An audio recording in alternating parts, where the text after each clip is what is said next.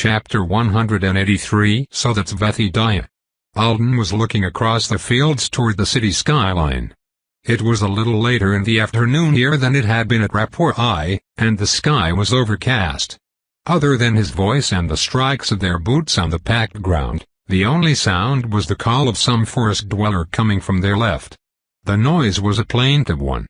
His brain, trying to form connections in the new environment, suggested the unknown creature might be angry with the giant construction project going on in its wilderness. And what's the yelling animal? It seemed better to chat as if Stuart wasn't hurt and angry, and as if Alden himself wasn't growing more anxious with every step. "You're sure this will be fine?" He texted to no one. "It's as I told you. Exploring your thoughts in ways you haven't agreed to isn't impossible, but it's very unlikely. I know. Breach of contract, offending the art *chess, ethics, reputation.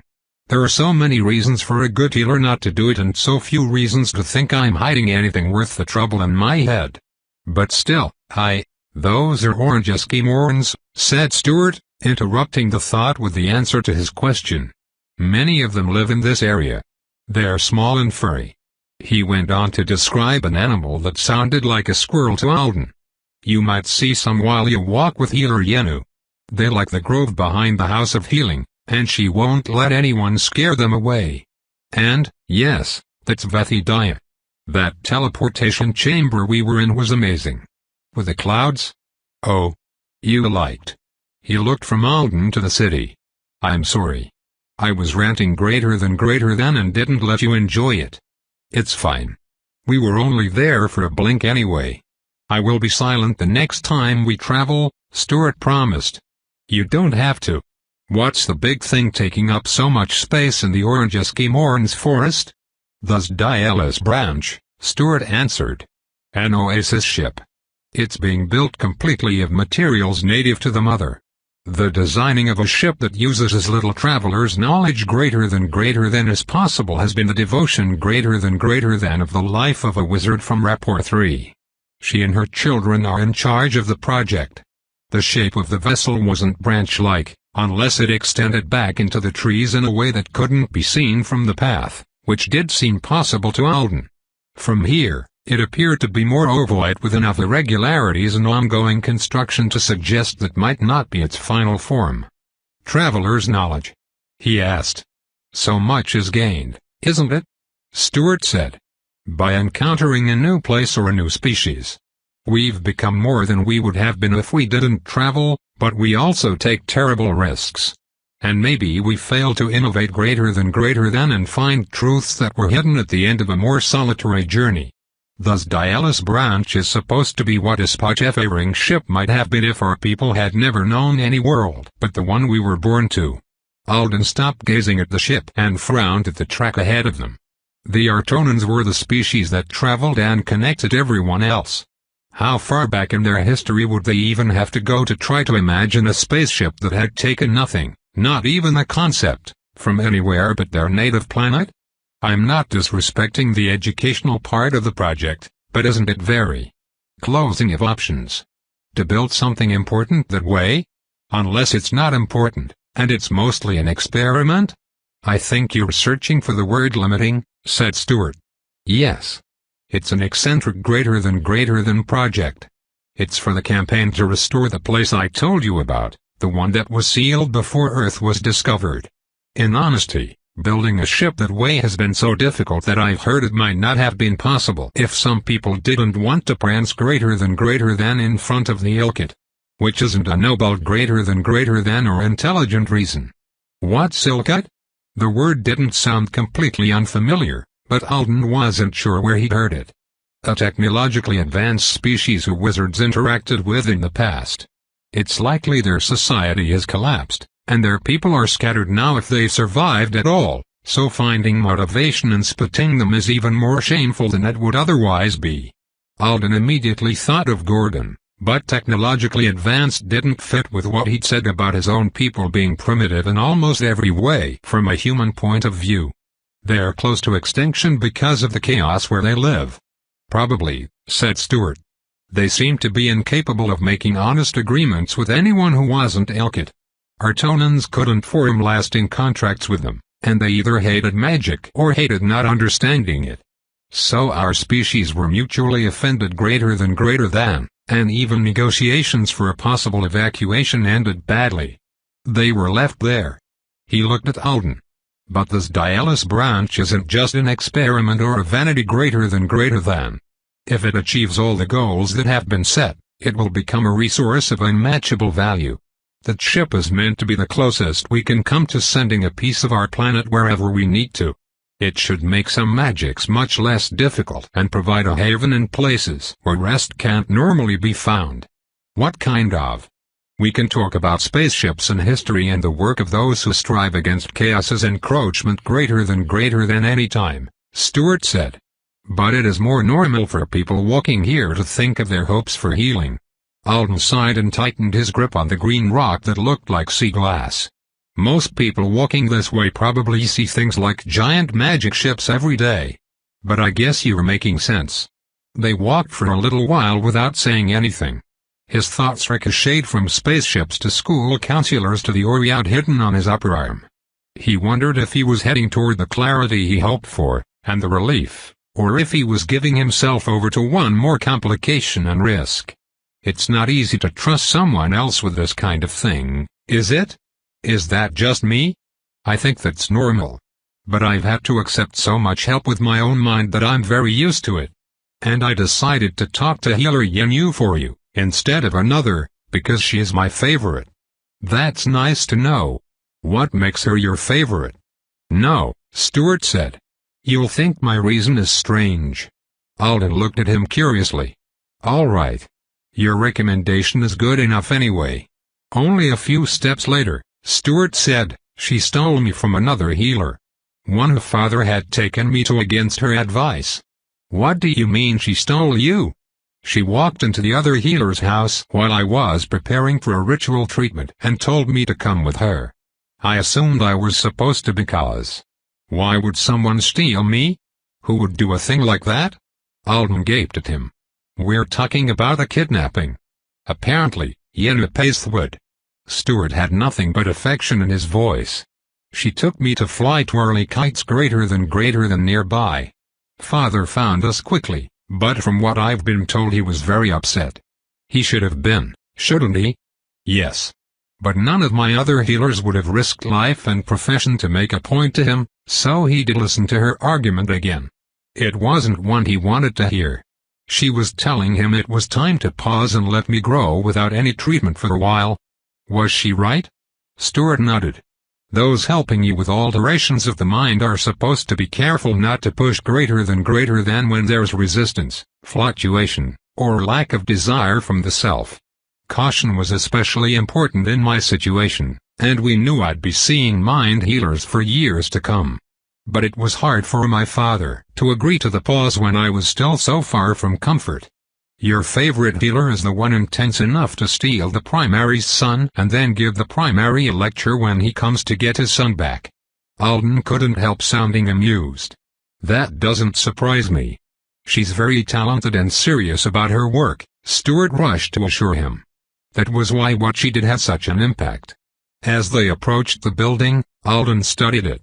It wasn't dramatically different from what he might have expected. A boat sailing through some treetops would be a good description of the architecture, but he thought the structure's curved shape might be intended to call to mind hammocks more than watercraft. Portiloth would have been pleased to see that this house of healing had its own grove of trees. Off to one side and behind the first building, there was a second, larger one that was more tucked away in the woods. When the two of them were still a significant distance from the front door, the path started to be spotted with the same kind of stones they carried. Up ahead, the ground was actually so covered it was paved with them, a milky green lane taking over from the dirt. We stop and say the honor to the healer you plan to see, said Stuart, halting. It's written on the floor or ceiling at some houses, but this is how they do it here. I think I know this, then, said Alden. The days? That's right. Alden bent and placed his stone on the ground. It sank in like the packed dirt was soft around it. These mark the days of Yenupesth, he said. These mark the days of Yenupesth, Stuart said beside him, given that others might thrive. May healing be found here. May healing be found here. Line of asterisks. Evening's approach meant the workday was over for most people, but the house of healing wasn't empty. Some of the healers lived on the property, and some patients were here for extended stays. The second building was housing for those who couldn't be healed and couldn't safely be left to live on their own or with family.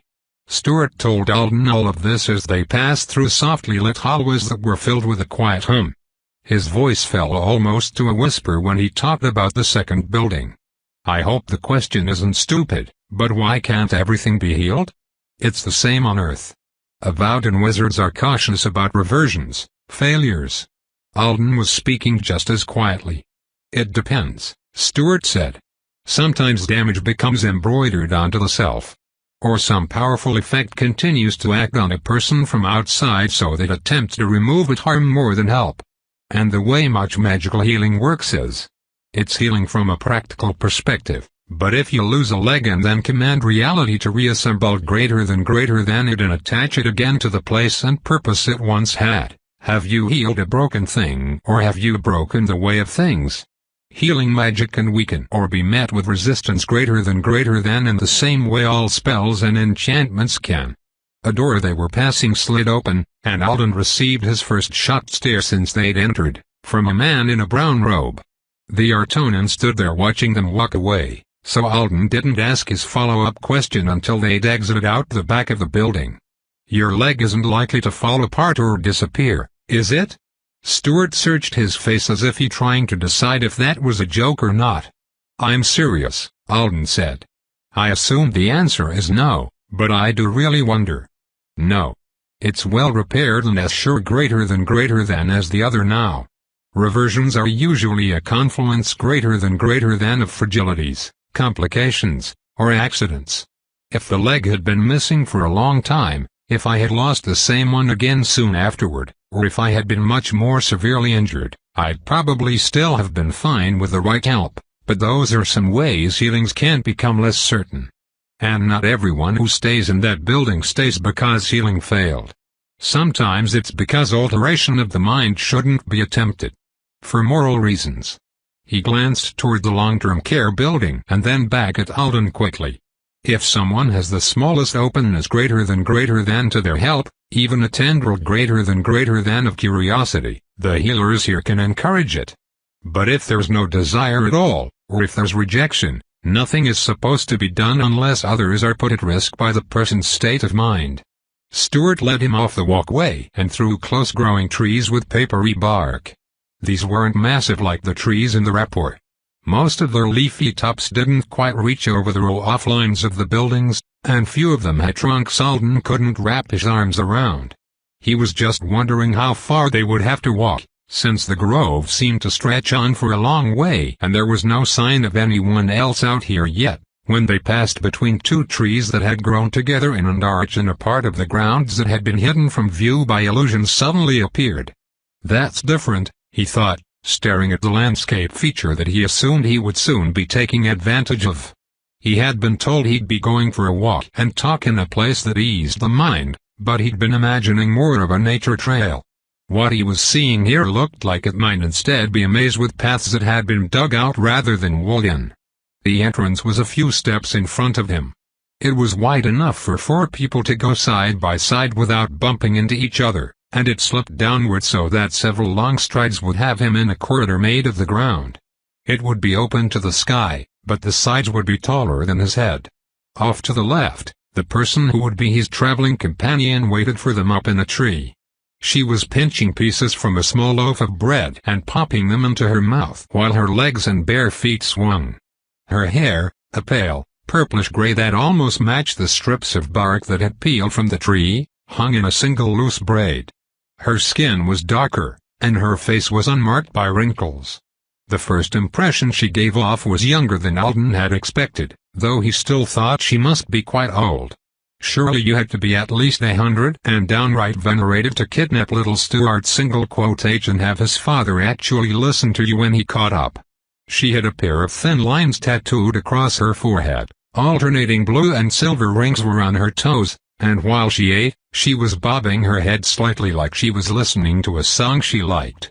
Her mouth stretched into a smile when Stuart approached the tree and called out her name.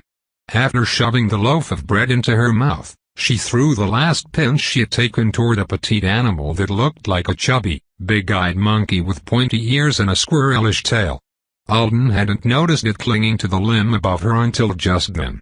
When she dropped down from the branch, her feet didn't hit the ground with the thump he would have expected, considering the height. He wasn't sure if physical technique or magic should be given credit for the soft fall. "Dear Stu," she said. "The days have been long. You do know you're welcome to come for visits even if you don't meet me, don't you? I'm proud, though. I like it when my patients can leave without looking back." Stuart responded to the warm greeting with a bow, then introduced Alden as avowed Aldenthorn, who the whole of the Triplanets, especially his family, should recognize as an absolutely extraordinary person because of his deeds.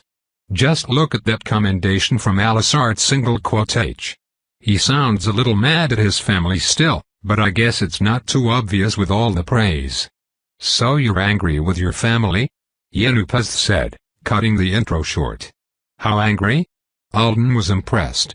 Stuart was still in his bow, not answering. Yenupaz gave him a knowing look. "I suggest you stay here in one of the places you like until I have given care to my first human patient.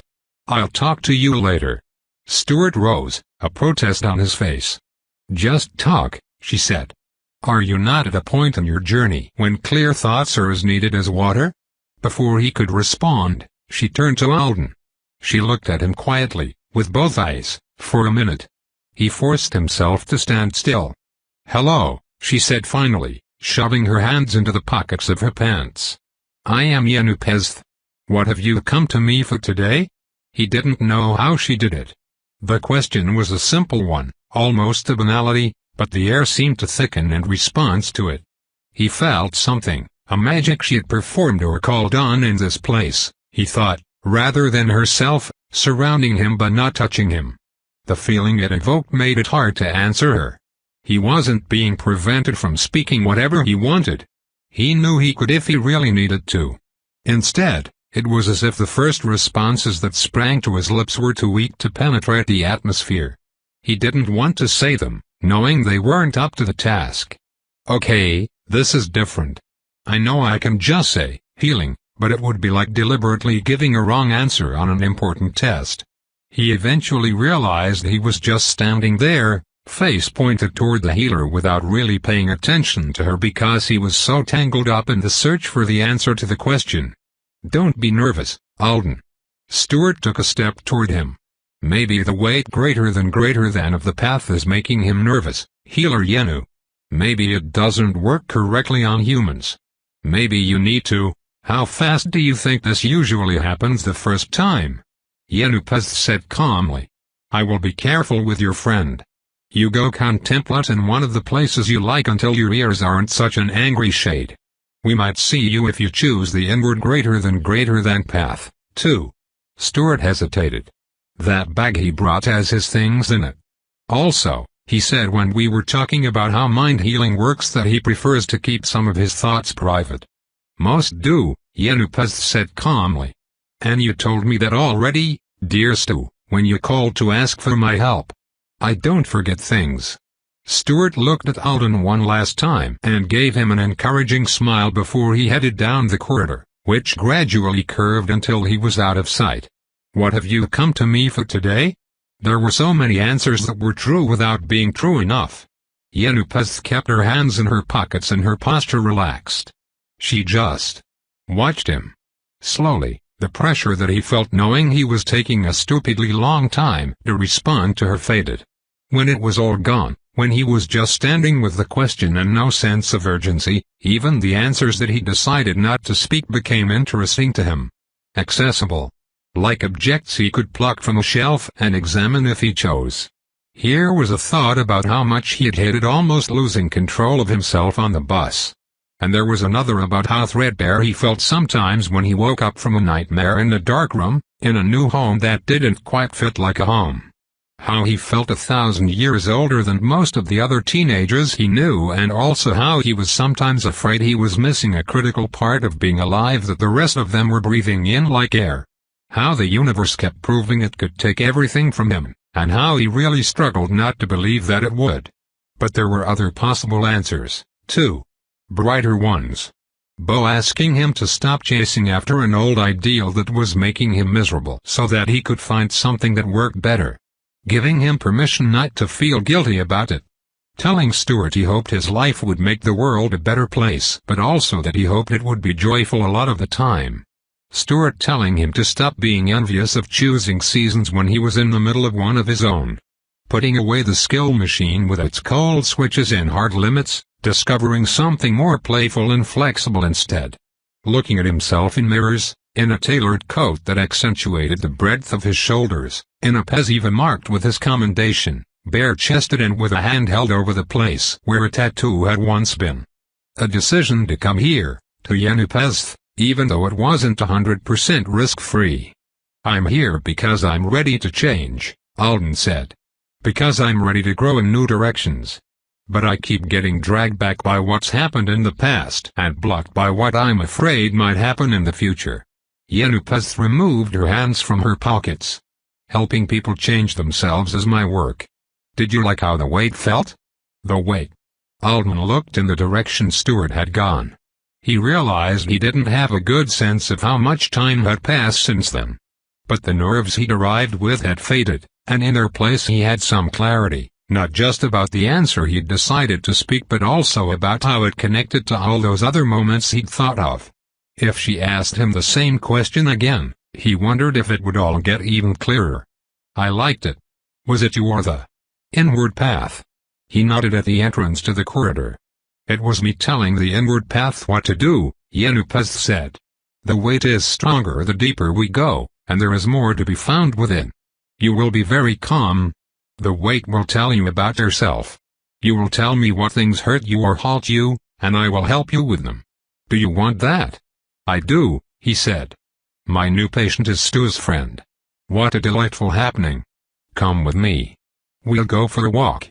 Chapter 184. The path was long, and the weight was heavy. Those were the facts of the environment that stood out the most to Alden even as he passed by things that would normally have made him pause and wonder. The route curved and curved, winding deeper into the soil until the walls towered above him and Yenupezth. There was one place where the fading light of the day reached them through 1,000 glass shapes embedded into the corridor, and in another, water fell in trickles through a curtain of vines. For an unknowable while, they sat together on a rock that jutted out from the soil, and Yenupezth explained to him how she thought their sessions should go. It would be therapeutic, but in many ways, it wasn't like any therapy he'd had before. And one of those ways was very important. Some outcomes could be guaranteed. You're young, Yenupezth said, and you shouldn't have experienced too much significant pressing or alteration of the mind. Her ringed toes were stretched out in front of her, wriggling against a patch of ground carpeted with short, springy grass. When you are sure something within reach of your mind would be better if it were different, stronger, or absent, and when I agree that the alteration will not harm you, it will be changed. Anything? Alden asked. Anything, Yenupezth said, that we are sure of. You aren't severely damaged or under attack greater than. You are someone who knows himself well enough to know he's unhappy. I am someone who can easily push you in a new direction. The only thing that stands between us and what you might want for yourself is our wise caution greater than. She chuckled. And maybe a little more slowness than usual since you're my first human.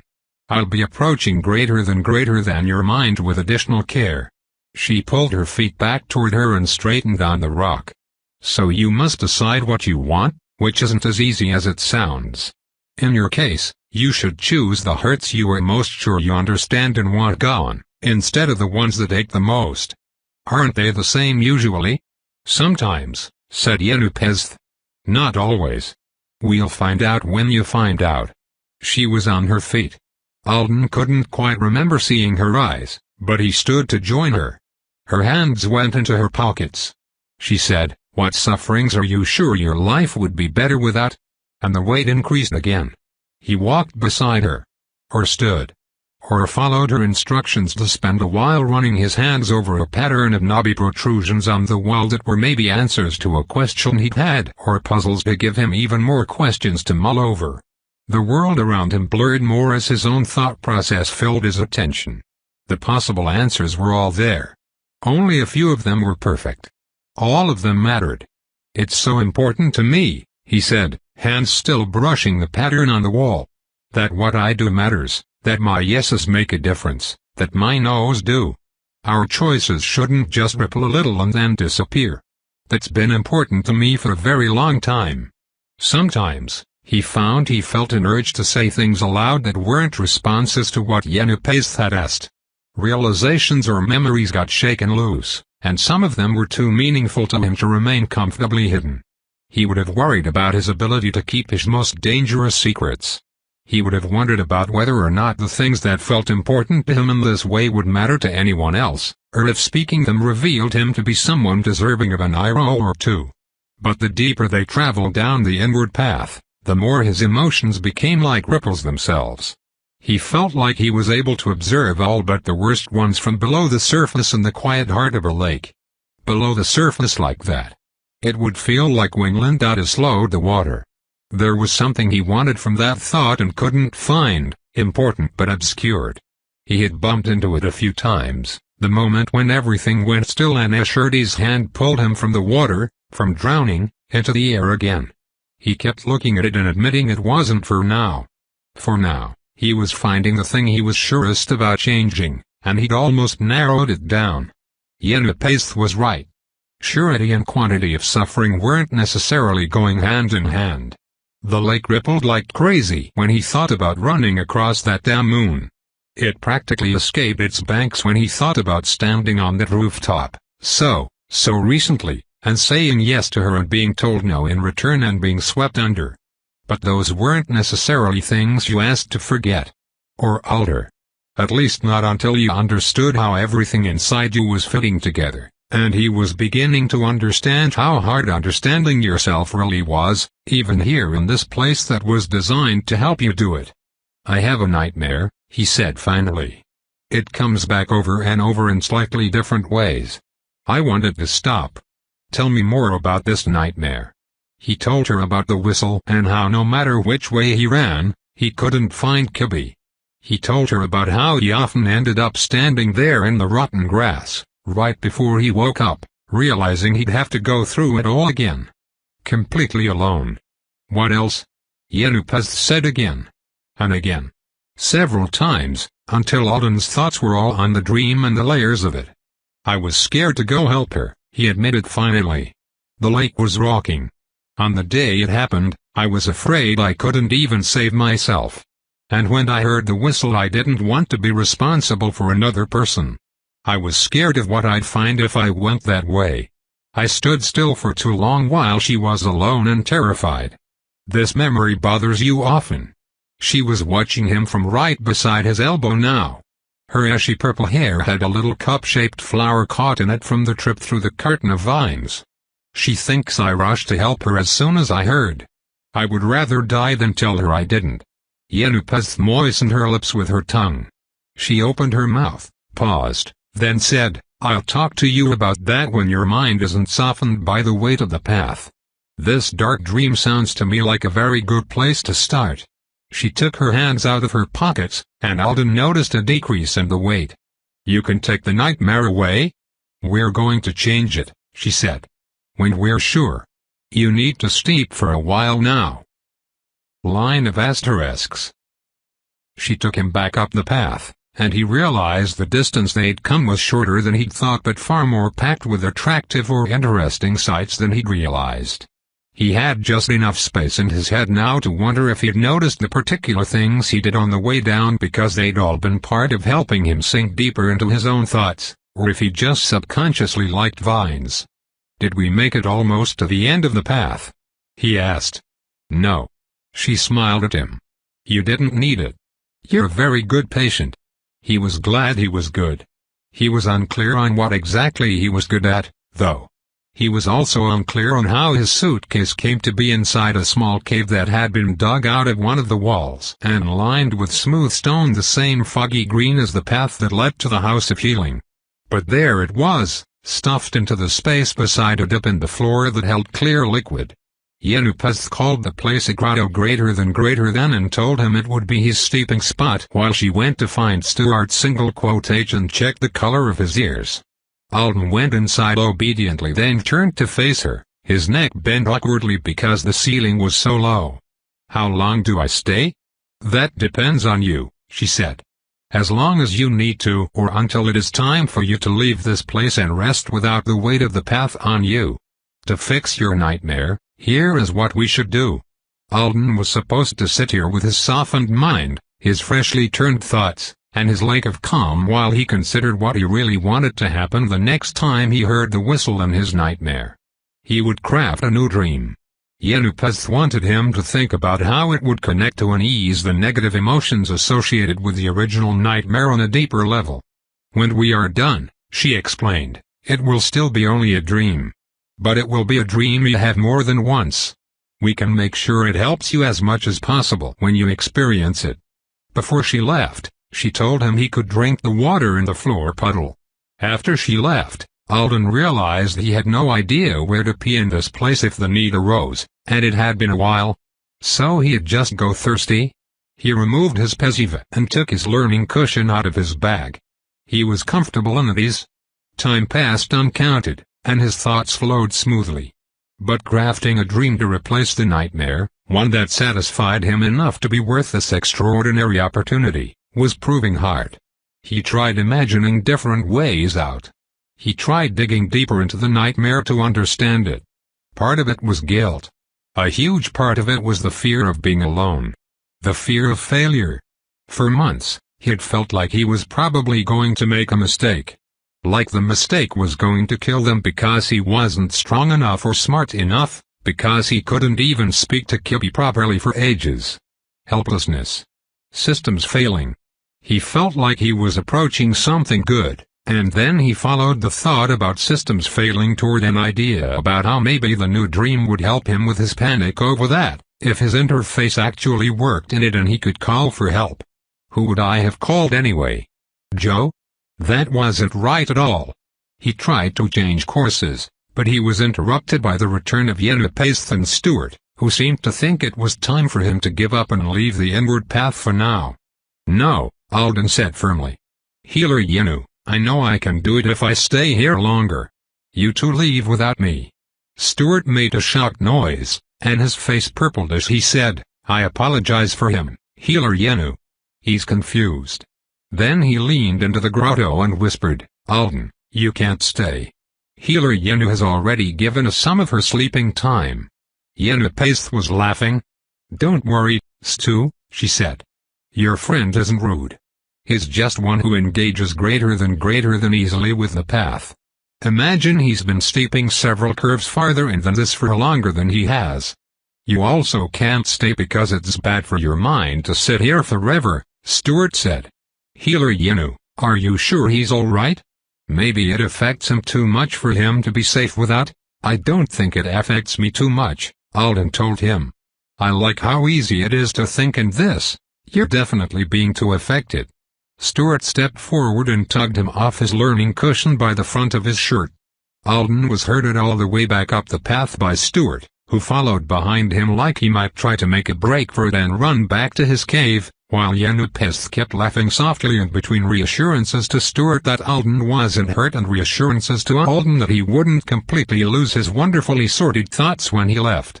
You'll find that time without the weight is good for thinking in a different way, and you may have solved more than you realize already. Sit with your discoveries for a while in the world you actually live in.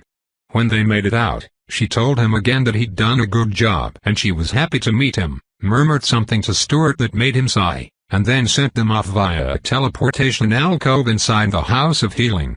They flashed through Vethidai for just long enough that Alden saw the chamber now looked like it was floating in a dark sky flecked with stars. Then they were back at the family summonarium, and Stuart was urging him to move along. When they stepped outside, Alden said, "It's so dark now." Yes. That's because it's night. Alden checked the time. It was almost 8 p.m. on Anzidora. Which today meant it was deep in the night here. And slightly deeper in the night in Vethidaya. It's so late, he said, horror dawning. He had taken up several hours of Yenupesth's night and then told her to get lost and leave him to enjoy his grotto. I know, said Stuart. I'll barely have time to lie down before I go to my first class of the day, but spending time with healer Yenu was wonderful. She probably hates me now, and she is just too nice to say it.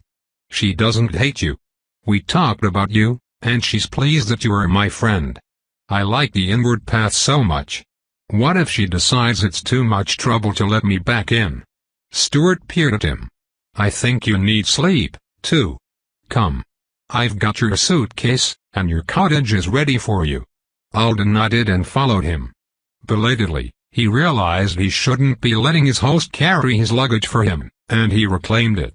In the stream, the Zenseas were flashing. When he lay down in bed, he thought he'd probably still be awake to see the water bugs' light show end with the rising of the sun. It was earlier than his usual bedtime, after all, and he had so much to think about. But not long after he started searching for the fix to the nightmare again, his musings about dreams became the actual thing. The whistle was there, as clear as ever. And he was running around, panicking, the same as usual. He woke up a shocking 12 hours later, feeling like he'd spent the whole night doing aerobics, something that might not have been that far off the mark judging by the fact that he'd traveled across the giant bed, scrambled the covers, tossed the pillows, and somehow wound up with his head hanging off the foot of the mattress. He was alone, but the piece of stationery he could see perched on top of his suitcase a few feet away was probably a note from Stuart saying something like, at school. Stay inside, and don't let my family manipulate you. Alden closed his eyes for a while, trying to figure out if anything was different. He wasn't irritated, like he might normally have been, to find that even though he'd slept 12 hours he still felt a little tired. And he was less nervous than he should have been to be lying here in the middle of a bunch of art single quotations with only a cottage for a buffer instead of a stew. Probably some residual calm from the walk and the steeping. He was thinking that just walking in that place, with Yenupesth adjusting the weight and giving him prompts, might be the same as sitting through weeks or months of non-magical therapy. It makes sense that it would be, considering who got me the appointment. And it wasn't even a normal appointment slot. Yenupesth was giving up her free time to slip him in. He needed to get her the most enormous fruit basket. He also needed to work on problem-solving the nightmare more, so that he'd be ready to take full advantage of her abilities next time. He rolled off the bed and grabbed Stuart's note. Sure enough, it said what he'd expected, but with added advice about how Alden shouldn't do anything stressful this morning because he'd gain more benefit from last night's experience if he took it easy. Stuart was expecting to be done with school for the day in about 3 hours. He hoped he'd see Alden this afternoon, but if Alden needed to leave he could. Then he went on to say that he'd thought about it, and Alden shouldn't attend engaging with the unexpected, because his classmates created an environment that was not conducive to healing and reflection. Alden hadn't planned to skip classes today if he didn't have to, but the idea of having heavy conversations and arguments about the submerger disaster when he was working on a more personal problem was no good. He wasn't going to waste the lasting calm that seemed to be helping him right now for that. He would follow Stuart's advice, pretend he was still in his grotto, and keep himself stress-free until the Artonan came back. They could talk for a bit, and then Alden could arrive back on Earth just in time for Intro to Other Worlds, which was a peaceful class. Unless Yenupesth wants to let me onto the path again tonight. Then I'll just stay here prepping my answer for her. She totally wasn't going to do that. If he remembered her final instructions correctly, the date of their next appointment wasn't set, and he was supposed to call her and talk to her before it would be. I feel like I made it right to the edge of something last night without quite getting there. He imagined he was going to be very frustrated about that over the coming days, but for now, maximum serenity. He ate a large savory cookie thing Stuart had left on a plate for him and went to take a shower.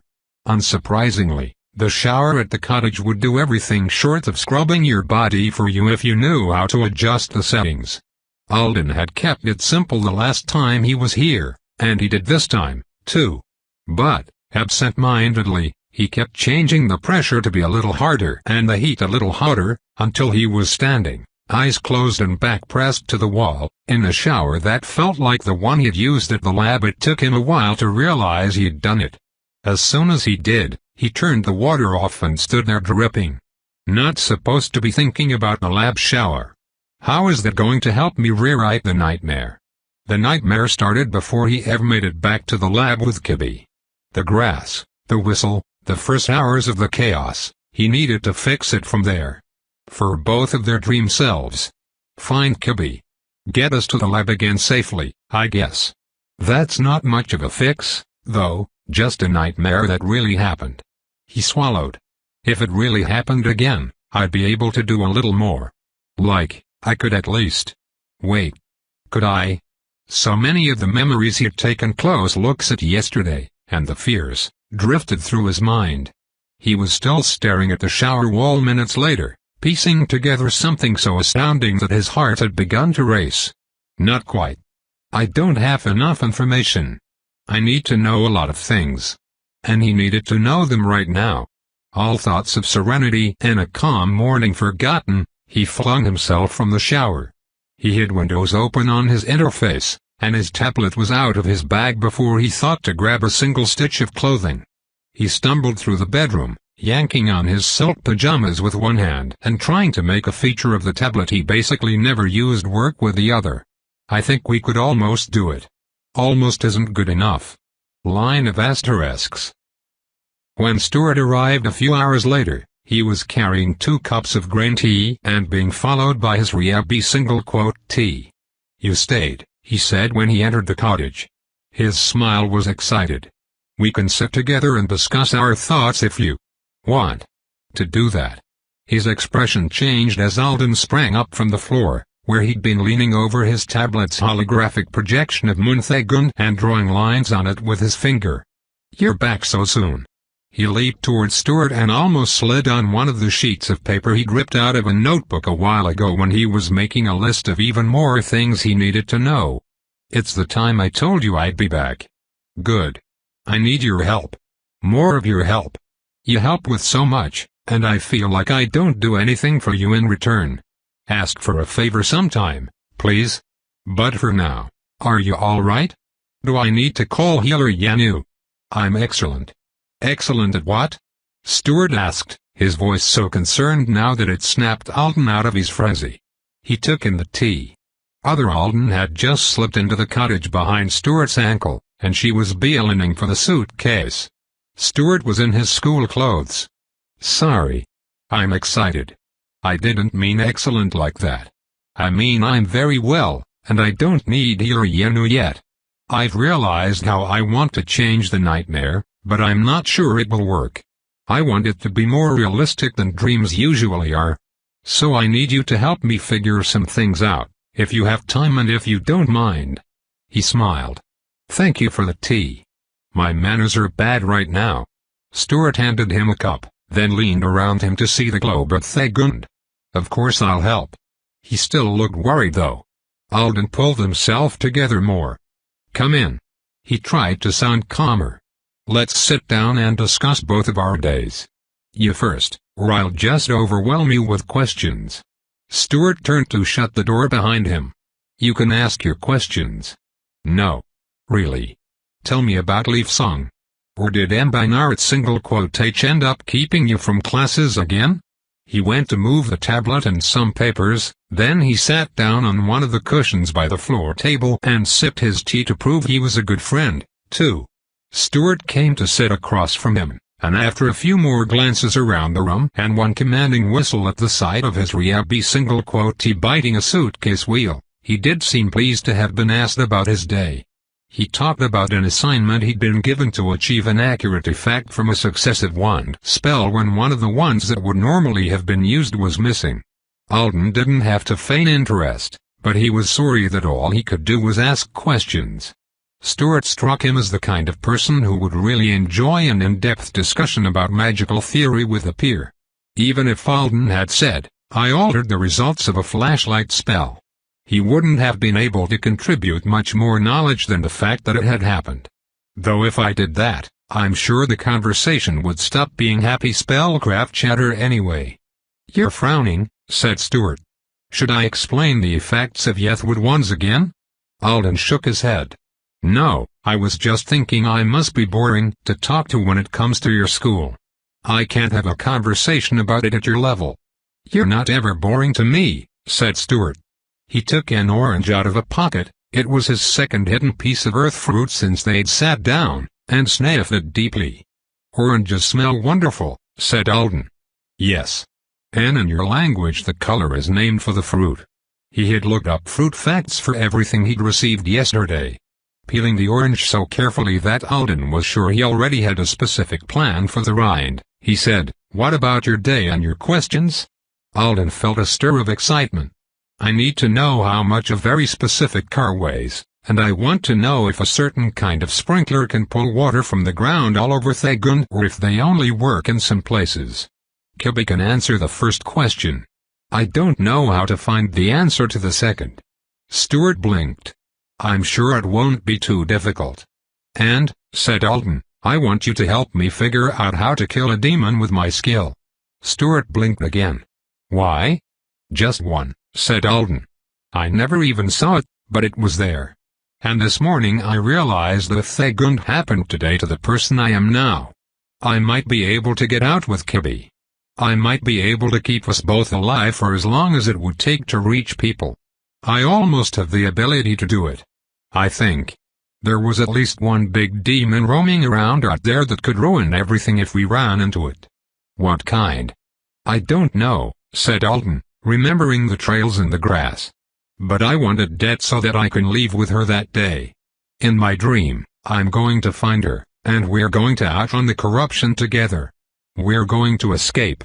We're not going to live through it all again." Chapter 185. "Yes," said Yenupesth, after a few moments of consideration. "This is a good plan." She was speaking to them from Alden's tablet, which was propped on the floor table in the cottage. Alden had just carefully explained his ideal nightmare replacement to her. He resisted saying, "Told you so," to Stuart, who had suggested they make this call because he wasn't sure Yenupesth would approve of the plan. Something. A realistic survival dream complete with demon fighting doesn't sound like any treatment I've ever had, Alden. Preparing thoroughly for this and thinking in this way may bring you as much help as the dream itself, Yenupesth added. And I have some thoughts on how to make it more effective. Try to identify 4 possible scenarios greater than of unexpected trouble that you might encounter in this dream and solve with your current strengths. Let's meet 6 nights from now. If you are not ready to adjust the dream at that time, we can speak of other matters. Do you agree with this? I do, Healer Yenu, said Alden. I'll be ready with the scenarios for the dream by then. When you feel sure of them, then you will be ready, Yenupesth said crisply. I will not argue with your surety, nor will I rush it. You may call me again at this hour when you have questions. They both thanked her, and Alden ended the call. So now will you help me figure out how to kill the big Thagund demon? If it would bring you comfort to know how to defend yourself, I would help you learn anyway, said Stuart, rubbing his Riabi single quotees back near the base of her tail with one hand while he spoke. Of course. I was only worried because adding danger and hardship to your dream sounded very different than what I imagined you would be doing. You don't have to kill the demon to be safe from it, though. Escaping, hiding, and repelling greater than may all be better options. Alden adjusted his seat on the floor cushion to get more comfortable. You think it doesn't need killing? Stuart moved his hands in a shrug, and the Riabi single quotee snapped at his sleeve to protest the end of her massage session. I think it depends on the nature of the demon. And if getting away from the area of danger is your main objective, completely destroying it may not be necessary. We'll know more after we have selected some characteristics for it. He interpreted Alden's slightly blank look correctly and added, It's unlikely someone saw the specific demon that was active near the laboratory and recorded its behavior. If you didn't see it either, we'll have to make educated guesses greater than about what it was and what it could have done. Alden remembered asking Kibby if she had any idea what it was or what it could do and getting a lot of "I don't know" in reply. "That's right," he muttered. Other things on Thagund that changed wouldn't be as predictable as the bugs. "Those are unusual," Stuart agreed. "They almost all become demons. Very odd. And most of them have similar behaviors once they do, but not every one of them. Master Rodan is quite obsessed with figuring out why they are the way they are. Even though he's less famous for that than he's for." He seemed to have been warming to the topic only to trail off suddenly. "What do you know about chaos?" he asked. "Not as much as I'd like to. But I don't want you to be in trouble for telling me something you shouldn't." Stuart took a while to reply, and when he did, there was regret in his voice. "I do not understand the reasoning for why some matters are being kept discreet from humans. I haven't even identified all of the topics that are. In a few years, if I were a traditional student who hoped to have summoning rights for your species after graduation, I would study the subject at Leaf Song so that I could properly manage the transfer of knowledge without risking the destabilization of your planet's contract. If telling me things destabilizes our contract, I don't want to know them," Alden said at once. "How does telling secrets harm a contract, though? If that's not a secret, too." Stuart tilted his head. "Did you not learn about the establishment greater than of the Earth contract in school when you were younger? Is that something humans don't teach you until you're adult?" "No, that can't be correct. It should be explained prior to your selection as an avowed. Of course I learned about it. Artonans and avowed traveling the world, speaking to all governments and peoples, showing them magic, and giving them things in exchange for their agreement, all of that. We even have a contract day celebration. But I still don't understand how you telling me certain specific facts could damage the contract." "So you do understand that the contract between Earth and the true planets is perpetually being reaffirmed greater than by both our peoples? And shall be for as long as it exists?" Alden thought about it. "I know that. I didn't quite connect it to. That's not the only thing making it work, is it? Didn't the wizards back then ancient the planet itself and the universe? And more has to be involved than people agreeing that they accept the contract every time they receive healing treatments or other contract benefits, doesn't it?" "More is involved," Stuart said, "but if the most important part of it was the enchantment of your planet, we'd call it the enchantment. We call it the contract because it's a contract. Humans and Artonans have much in common, including concepts of some obligation to ancestral promise greater than, but an ancestral promise isn't enough to provide contract stability if the people currently living under the contract reject its terms." A terrible foreboding knotted Alden's stomach. The Earth contract goes away if enough humans stop liking it. "You don't have to like something to agree to it," Stuart pointed out. "But it would be a problem if a large percentage of your species refused to agree to it. The Earth contract probably wouldn't go away. At first. The terms are such that the accumulated history of human acceptance and the Artonan desire for the contract's continuation should outweigh greater than the rejection of a generation of humans. But friction between our peoples would delay your contract's growth and weaken its response to stresses greater than, which would necessitate more assistance on our part, which would increase the likelihood of future friction." He made a gesture with both hands like he was breaking a twig. "At this point, it is best for the true planet's relationship with Earth to be made as strong as possible, thus some truths become matters of proper discretion. The wide release of that kind of information is supposed to be managed in whatever way works best for humans." "You mean in whatever way makes us the happiest?" Stuart pet his Riabi single quotee some more and slowly purpled. Alden wondered if he was thinking about lying, but he just swallowed, met Alden's eyes, and said, "I mean in whatever way makes your species, as a whole, least likely to resist the continuation of the contract. The factors taken into consideration are unique to every resource world, so the management of each one is slightly different. Pragmatism is balanced by our morals and our abilities. but encouraging other species to follow our lead and be satisfied with our dominant position isn't always the same as ensuring their maximum happiness. I'm not naive to that, so I don't think I should avoid admitting it to you." He looked like someone who thought he'd just plunged into dangerous waters. "You're worrying too much," Alden said dryly. "I've never thought that the true planetary government's goal was maximum human happiness. I'm sorry if that question made it sound like I did. I don't even think humanity's goal has ever been maximum human happiness on a global level." Stewart inhaled. "I see. And you have already told me that your feelings about being an Avowed are complicated, so I suppose I don't need to mention that the various ways wizards call upon Avowed are not always for the greater." He was obviously struggling with what to say, but since Alden didn't know where Stewart was ultimately going with this, he didn't know how to help. "I was right.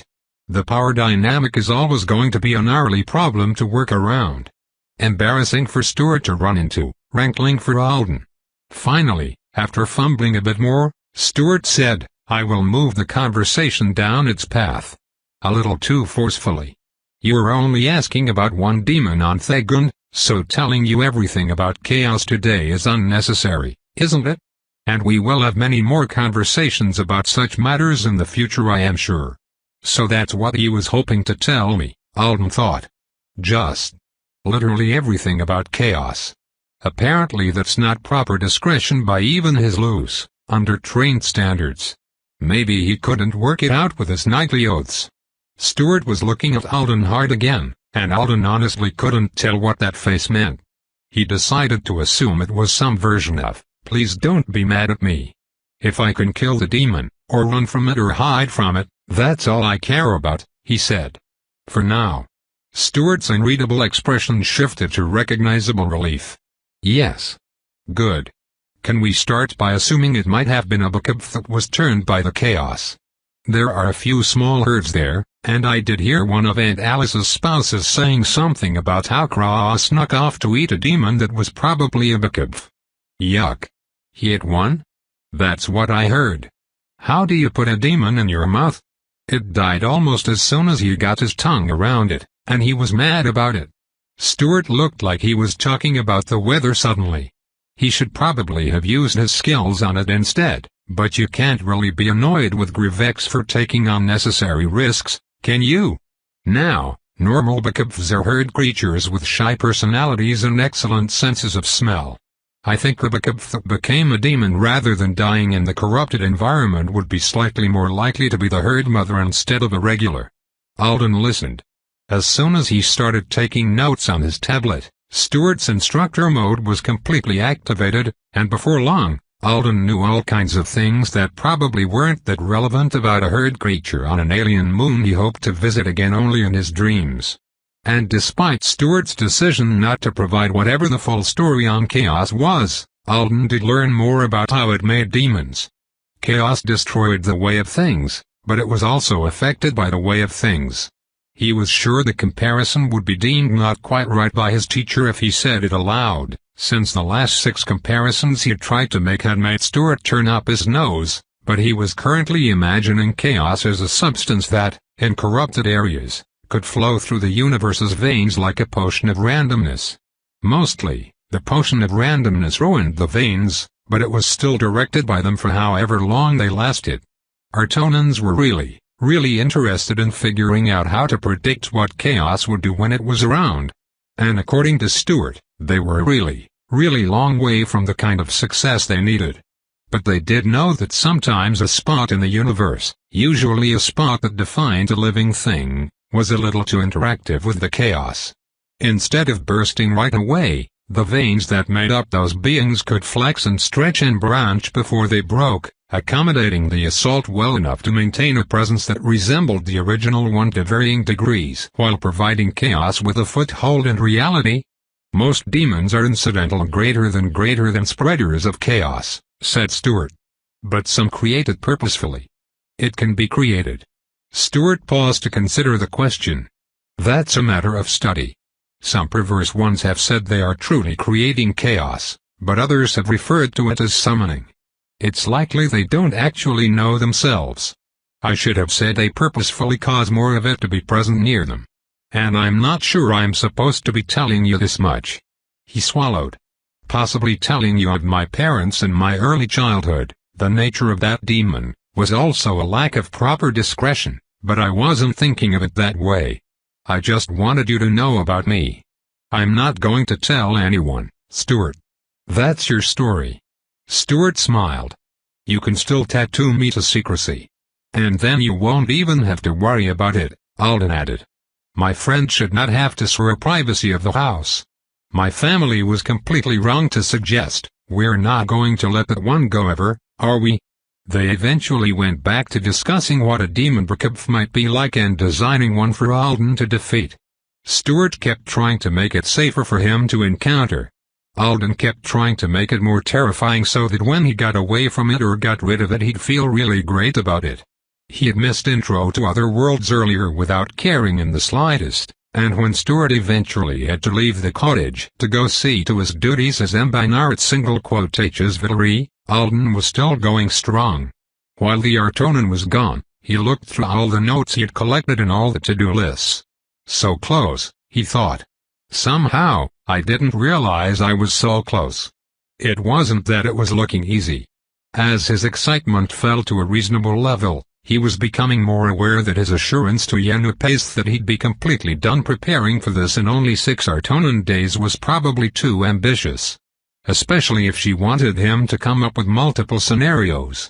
The idea was to escape from the corruption zone while the disaster was still in the early stages, when demon grasshopper strikes posed serious risks to Alden, the car, and Kibby. The lab and the surrounding crater had largely shielded them from those during the early days, and the only reason they hadn't had to run through a storm of freshly demonified bugs at the end of their journey last time was Alisart's having smashed the things out of existence. So that was going to be dicey. But in the dream, they would get ahead of the spread and stay ahead of it, traveling all the way to civilization with only the resources they could carry or obtain along the way. The distance they had to travel would be much farther because there would be no quaternary there to greet them. One of the scenarios would probably involve the car being damaged beyond repair inconveniently early in the trip. There would still be ways to die, but Alden could now do much more to prevent them. His skill was stronger. He thought he would be able to hold Kibby through all the demon bug strikes. He would definitely be able to hold her while he drove the car. He might be able to lift or leverage the vehicle through bad terrain when the mover discs failed.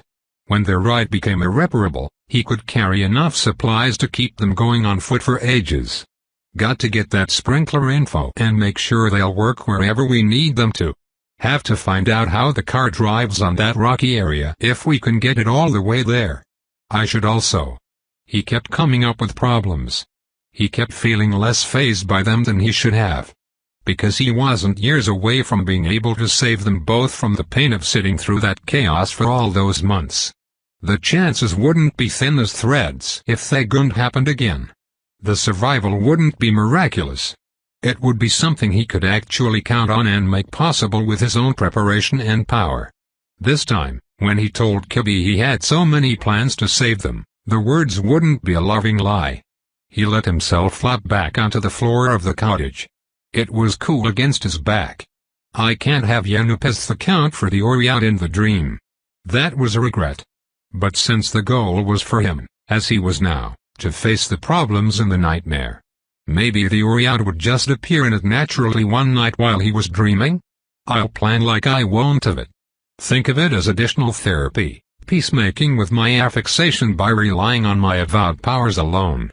After a while, he realized he'd let the Oriat slip down his arm so that he could hold it in his hand. But could I stop the demon with this? If I had to do it to get us out of there? Along the way, he'd find that out, too. Somehow. Just for himself. Stuart had agreed to cast some spells at him to mimic the effects of their made-up demon. If he didn't have time tonight, he promised he'd do it later when they could both meet up again. He seems pleased to have an activity planned with me, but it's still mostly about me. And he's so busy. I've got to find something that he'll benefit from, too. Maybe I should ask him more about how he'll kill demons with Maker of Narrow Ways while we practice? He was so thrilled to talk about that last time. Alden wondered what he'd been about to say about Rodan earlier. Something about his chaos research that would probably have gone right over Alden's head anyway, from the sound of it. He grimaced. The only good thing about thinking of Rodan was that it was a direct line to thoughts about a much more important person who would probably want to weigh in on what Alden was doing. I think she'll like this.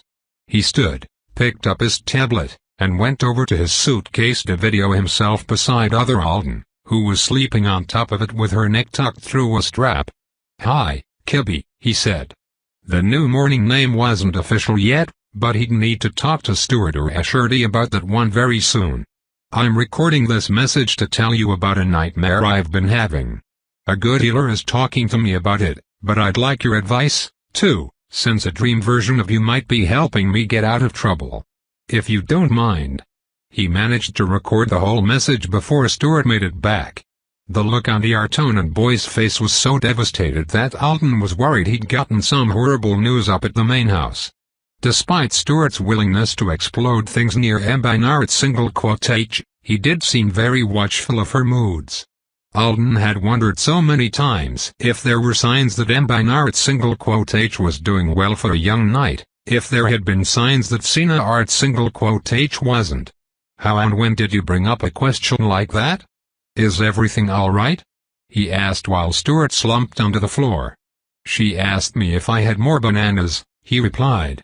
"I said I had plenty, but I really only had one left. And I gave it to her. That's what's wrong? I'll bring you more. I'm not complaining so that you'll, I'll bring you more. It's so easy."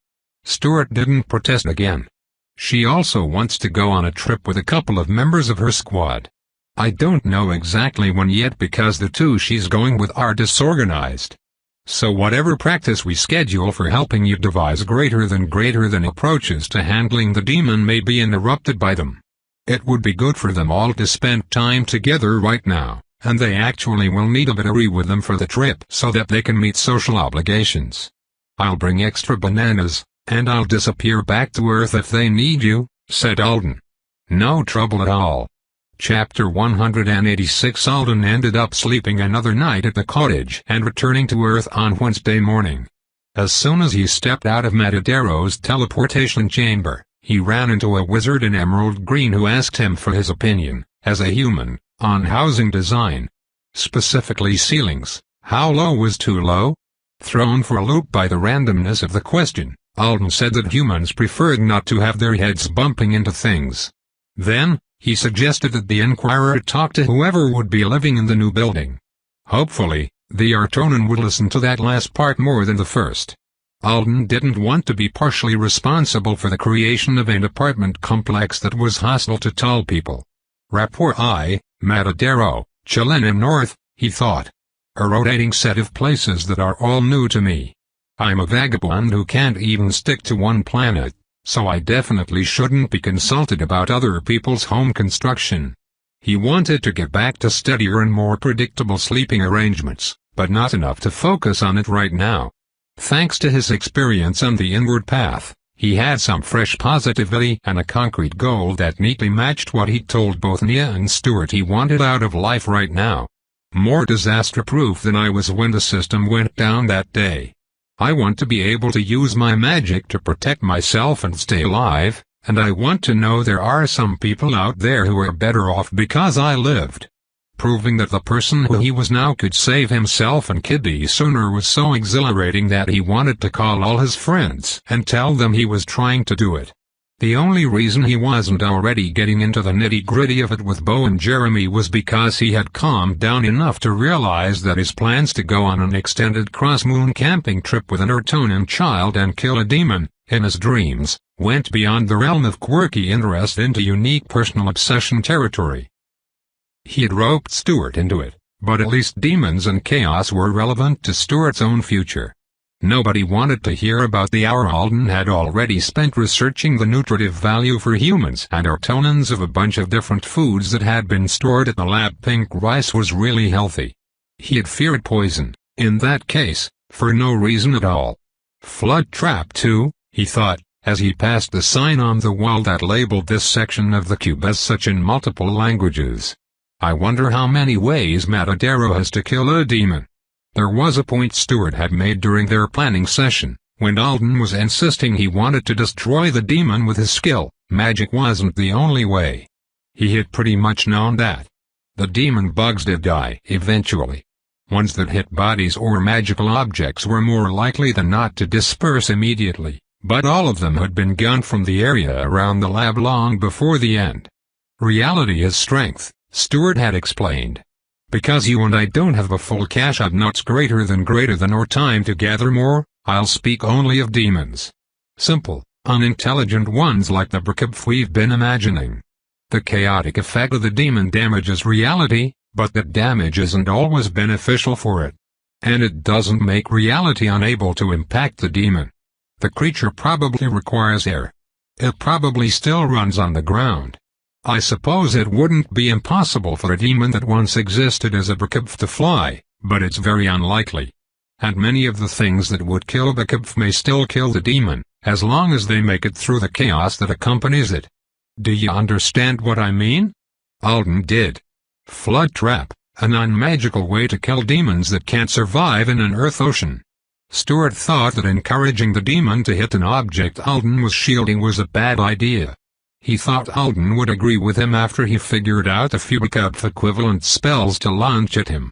So they would be planning other ways, too. Kibby will definitely be on board with other ways. He had already gotten a reply from her.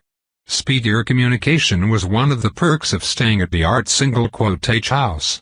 She was interested in being included in his dream planning process, and he could already tell she wanted him to rebomb the lab. She dropped a couple of hints about how no weak demon could survive such a large explosion, and why didn't they just lure it there?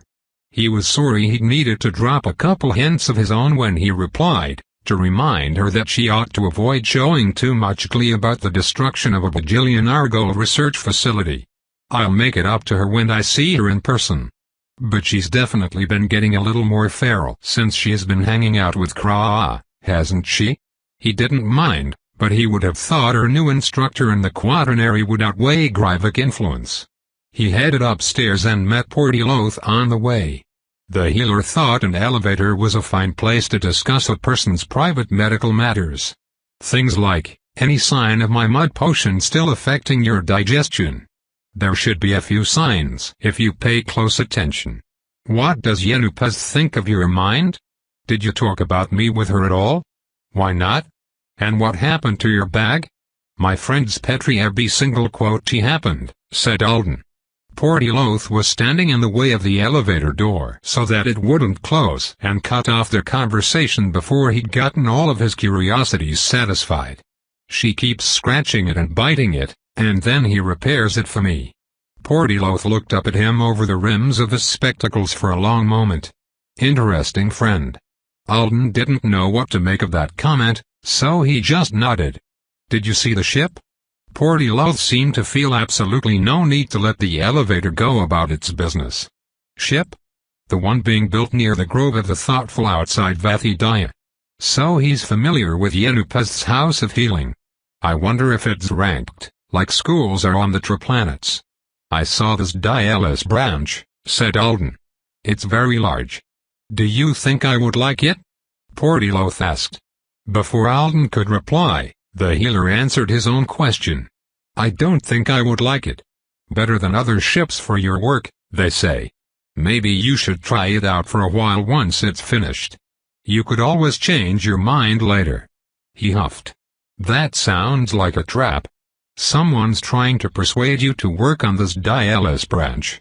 Alden supposed he shouldn't have been surprised to hear that, since Portiloth was connected to Escherty and Lindauta. They would be joining the campaign to reopen the way to that chaos-stricken part of the universe. A good healer who worked well with knights would obviously be invited to travel along. Not persuade, Portiloth said. Trick. Alden nodded in understanding. Escherty. Him. Portiloth scoffed. He couldn't trick me up a wevy tree. Lindauta is the danger. So respectable. So wise. She makes you feel honored to be invited up to the roof to discuss the future with her, And then she says the spaceship might be almost as good as a planet. That isn't true. She knows it. I know it. Maybe even human adolescents know it. If I had to pick comfortable planet or a comfortable spaceship for a long stay, I'd pick planet, Alden agreed. The problem, Portilloth continued, is she says try it for a while. When I get out there, how do I leave? I will come to know all of my patients. Many of them are like those two, and they're staying. One day I'll look behind me and realize I haven't seen a real healing grove in 9 of the mother's years. He looked at Alden like he was waiting for a reply. Traveling on the campaign's Oasis ship for years would be a difficult decision, Alden said, hoping that was a suitable response. Portilloth sighed. Only one person in the whole building is safe and not annoying to talk to about this, and he hasn't even watched Quupak yet. I'll watch an episode tonight. I swear. Portilloth shook his head. Don't swear oaths about Quupak. It's not that serious. Go to school. They looked at each other.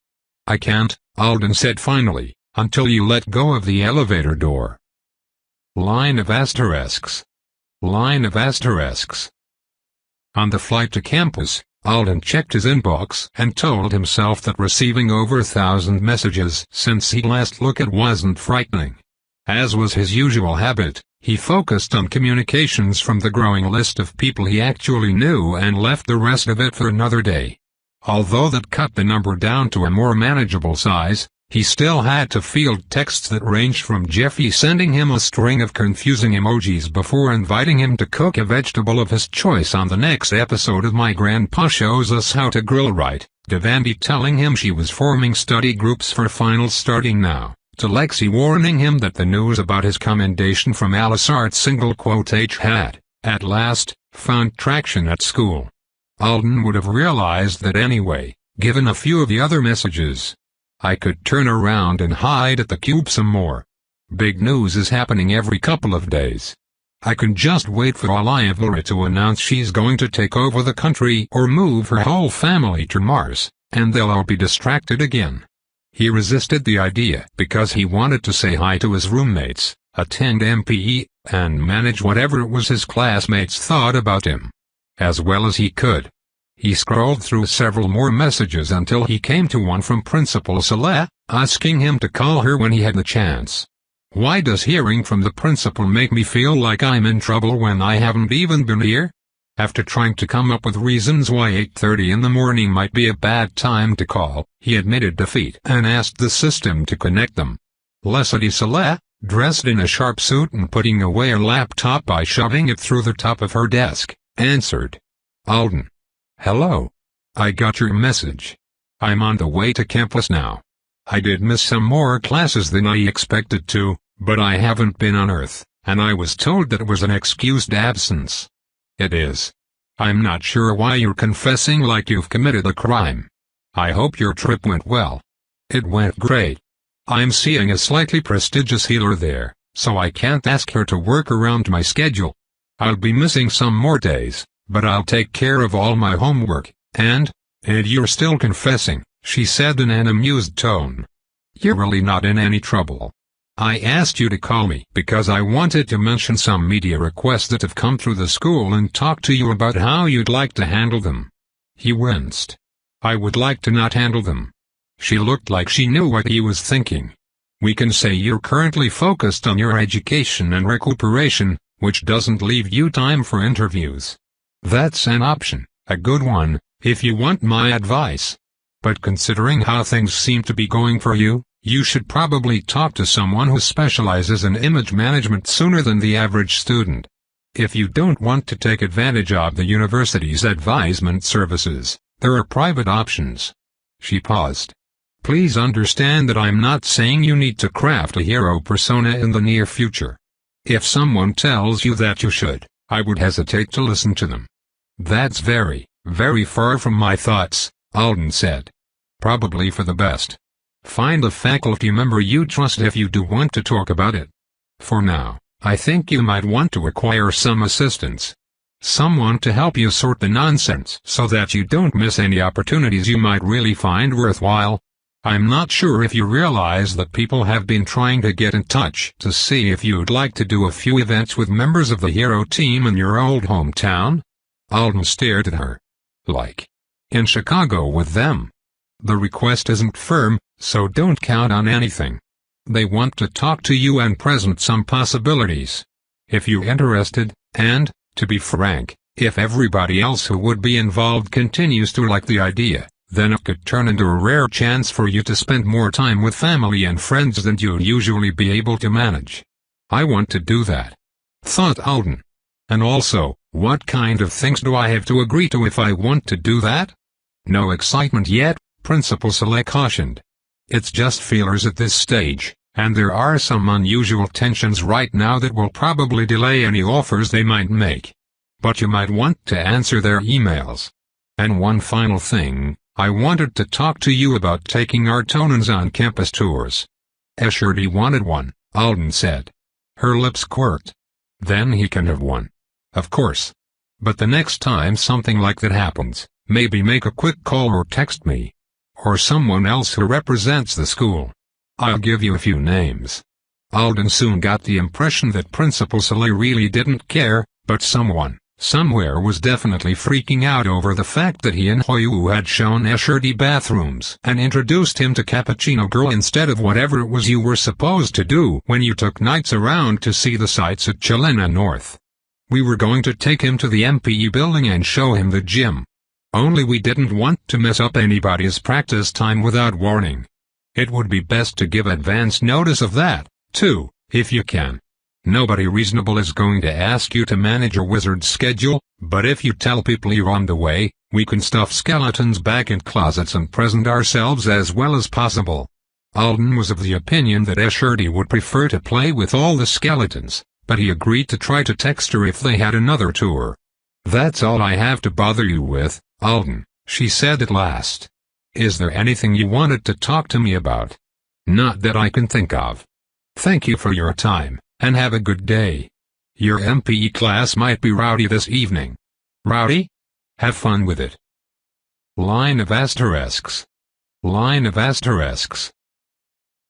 But if you're not sure about the rest of it yet, our heroes would still love to have you join them in their suite at Wrigley Field on a game day. Everyone always has a great time. Please know that I speak for Skiff, Ursula Gotcha, Hal Hawk, and Sharon when I say we're all glad you're back on Earth, and we hope to get you back to our Chicago. Looking forward to hearing from you, Baxter Washington. Lead Hero Assistant. Department of Superhuman Affairs and Events. Alden was skimming the email for the fourth time while he stood in front of Garden Hall and directed the nine-edged sun toward his favorite parking spot on the roof. They really are inviting me to come back home. Well, to come show myself off to the city a little. He was trying to tamp down his excitement and think it over critically. Judging by this first email that had been sent weeks ago and a follow-up that had come just a couple of days past, there was no specific request they expected him to fulfill. Not one that they were telling him about yet anyway. In fact, Baxter Washington did a flawless job of making it sound like the whole trip was just the right and natural thing for the city and the hero team to do, no strings attached. After all, Alden had been whisked away unexpectedly. He had missed the final months he was supposed to have saying goodbye to friends, family, and the famous Peanut, a giant outdoor sculpture that Baxter very seriously called more than one world, even though Peanut was everyone's favorite name for it. But the trip's not just for me. My name being in the news brings the Body Drainer massacre back into the news, which means if I wanted to risk ruining my day, I could poke around the internet and find a few people wondering why the Chicago heroes aren't looking out for me now or talking about how I must hate them in the city. Yeah. That does put it in perspective. A picture of Alden enjoying a veggie dog at a baseball game with the current hero team was probably some kind of publicity bullet designed to lay the tragic zombie to rest. The thought dimmed his eagerness. Only a little, but it was enough for more ruthless truths to skitter out of the corners where they'd hidden as soon as he'd read Baxter's assurance that any trip arranged through his department wouldn't count against Alden's annual allotment of personal visits. No trouble at all. Just a few forms exchanged and rules agreed upon with Zedora, and he could hop right over and spend a week with Connie and Bo. But while they might let him have a week that felt like a vacation, wouldn't it really be more of a trial period? Even though there were no specific terms for this proposed trip, Baxter did suggest some things Alden might like to do: a visit to his old school, joining Sharon for her hour of song, going on a training run with Hal Hawk, or getting a behind-the-scenes look at the making of a Skiff Says episode. It all sounded optional, this time. Not much pressure, this time. There's no reason for them to give me a next time if I'm not willing to perform. So even the first trip would have to be treated like a job, right? If I don't sing with Sharon or smile for a camera, if I don't come across as likable, the opportunity disappears. He felt nervous suddenly. He didn't know why. While he headed upstairs with his suitcase in hand, he tried to blame it on the obvious culprit.